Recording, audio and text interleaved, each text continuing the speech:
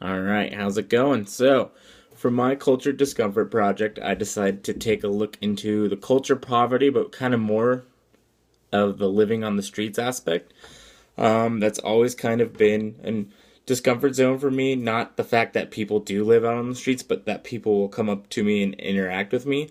I always kind of treat it as such that I basically kind of either one, ignore them, or two, judge them. And more often than not, it's the latter. So I find myself often judging these people.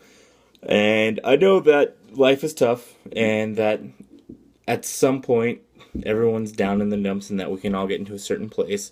But it just kind of have a hard time understanding why or like how somebody could bring themselves to begging for a living. And I guess that's always been a big deal for me. So I kind of wanted to take a look at it. So for what I did for my project is I actually spent some time with people panhandling on the streets, which was very interesting, and I spent some time at a shelter for the homeless. So the shelter for the homeless was 137 Connection in Loveland, Colorado.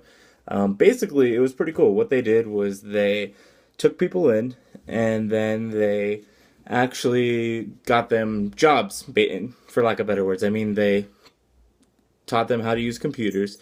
They prepped them on interviews and things like that, and they worked with them on a couple different levels. So there was like they could actually use their facility for the computers to search for jobs, which I thought was great because they weren't really giving people handouts.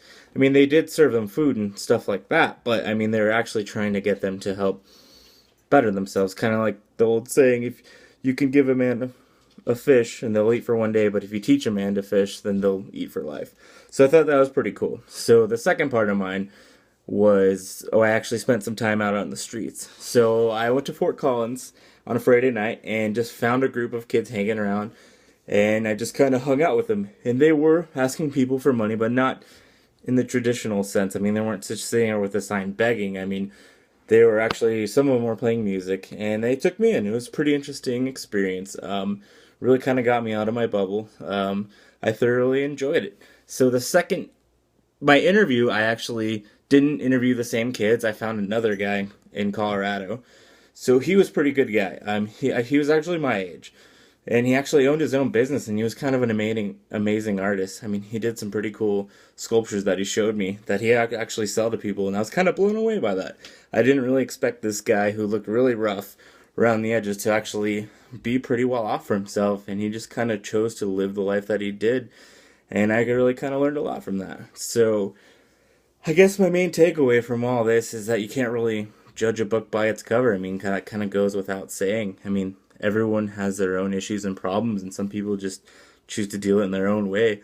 So I guess I've learned a lot from doing this. Just kind of try to be a better person, not be so quick to judge someone, and just do overall just live with respect with for one another, and not just make snap decisions and just instantly judge someone. And I'm still trying to work on this day, but I mean, I still actually keep in touch with this kid that I interviewed. I gave him my number, actually, thought it was cool. I really enjoyed his artwork, and I'm actually contemplating buying a piece of his work. So, I mean, overall, it was a great experience. If I had to do it over again, I would. So, that was my project in a nutshell. Thank you.